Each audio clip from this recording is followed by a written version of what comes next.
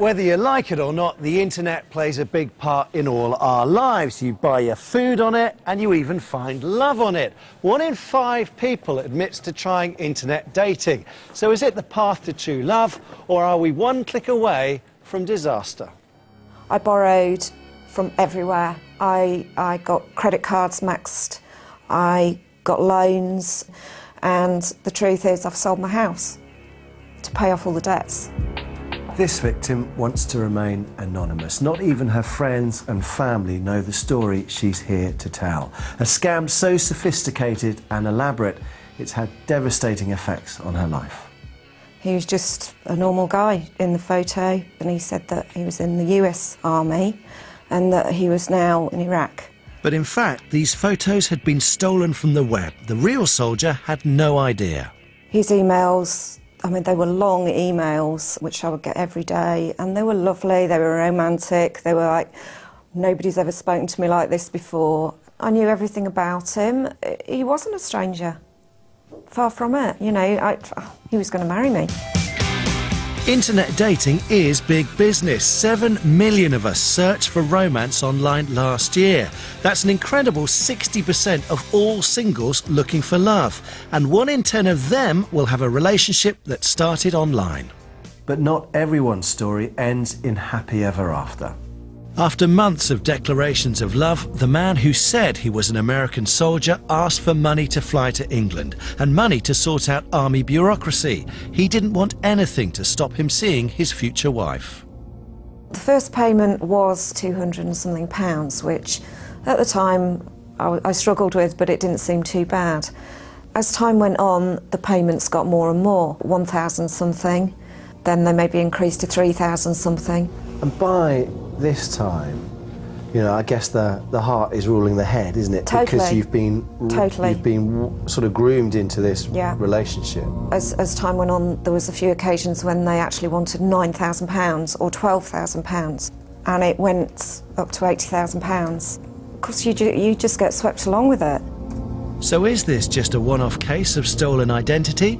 Well, no. We've put together this folder full of names of women who've been taken to the cleaners by the scammers.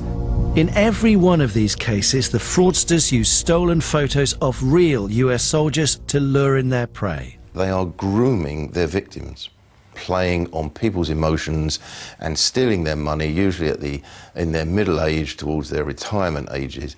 Sometimes they've had to lose their houses because of this. It's awful. What sort of scale are we talking about? Well, a lot of it comes from West Africa. That's where it seems to be centred.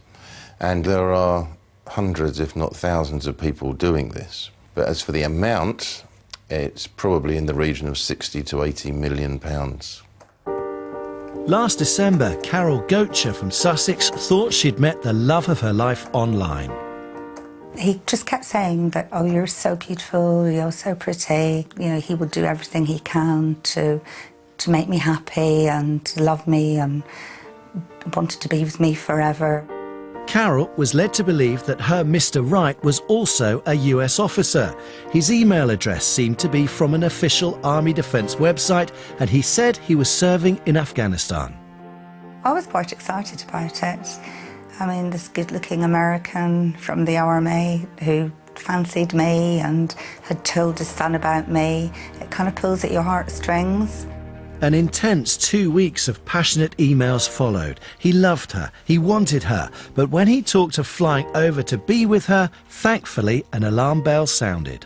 The crunch came when he said that we had to pay, I had to pay for him to come over, and it was part of the Army's regulations, and it would be £300. And I said I didn't have £300, so I found the Army Defence website that I'd been emailing, and it was a total scam, and I just burst into tears. Carol's romantic emails weren't coming from the US soldier she was dreaming of, but rather a determined and ruthless criminal gang in Nigeria. One startling fact we've learned is that these fraudsters aren't operating alone. This is organised crime, with groups of men seeking out their UK victims, many of whom come from the south. Never send any money. They're only in it for money. So if they're looking for money for a visa or for whatever, don't send money. If you were going on a first date with somebody and they said, "Oh, my bicycle broke last night, could you give me some money to repair it?" You'd think this was the oddest thing in the world and probably not see that person again. That's the right decision. What's even more disturbing is that some of the scammers are using photographs of American soldiers who've been killed in action. We would ask that people contact the U.S. Embassy in order to verify that this person really is U.S. military personnel. There is no reason why someone who is in the U.S. military coming to visit would be asking for money in advance. How worrying is this growth in scammers with this US Army connection for you? It's a great concern to us because it's defrauding people, innocent victims, out of a lot of money. In others, hopefully we, through the inquiries that they make to the U.S. Embassy, we've been able to prevent them from becoming victims. One of the most upsetting aspects of this is the use of dead servicemen's photos. I mean, what's your reaction to that? Well, obviously we're horrified.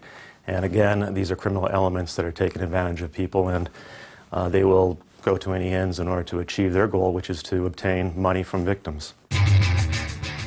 Now, while we were talking to Carol, some messages arrive in her inbox, apparently from a US soldier who wants a one-to-one chat. Oh, wait a minute, he's just come on chat. Do you want to chat? Play hard to get, Carol. Vicky, always play hard to get. Okay, so he's come online now, so I'll just go hi. Oh, here we go. Wow, my love. Straight back. Straight back. Somewhere in West Africa, a group of con men are online, one of them typing affectionate messages to Carol. Are you cross now, thinking there's someone on the other end of this computer? Trying to scam me. Trying to scam me. Yes, I am. The really sad thing, though, is that you know this guy is not for real. He's a fraudster. Yeah, this time around, yeah. But he's talking to other women. Yeah, he is. Who genuinely think he's the real deal, don't they? Yeah, absolutely. But he's warming up here. You said, "Do you still want to come to see me?" He's now saying, "Okay, yes, my love. I got no one other than you. I love you truly." Our friend is in a hurry to woo Carol, and he's confident because after only 20 minutes of small talk, he's ready to broach a delicate matter. He said that there's something that's disturbing me, but I don't know how to tell you. So this basically is the build-up for money. Yeah, I think so. You can read that bit that he's just said. Read it out, me. go on, read it out. I will be so happy if you can help me, honey. I need to buy foodstuffs tomorrow. I got no money on me. It makes me worry. I don't know how you will react. So, what's our man after? 10 quid, a tin of peaches, packet of custard creams? 500 quid. That's outrageous. Oh my God. He wants me to send him £500. I need it tomorrow. I need it tomorrow. I thought it was going to be 10 quid, 20 quid for food. So did I, yeah. That's a lot of food, isn't it? That's a lot of food. He's obviously a hungry boy. He obviously is. Despite giving away £80,000 and losing her house, our anonymous victim was still in love. She went to visit the US Army base in England, where her G.I. Joe said he'd been stationed. The American guy at the gate came and asked me if he could help me. I showed him photos, I showed him emails, and he said, "Sorry, I've never seen him, never heard of him." And I sat there for about 2 hours, sobbing. To be honest, my whole world just crumbled.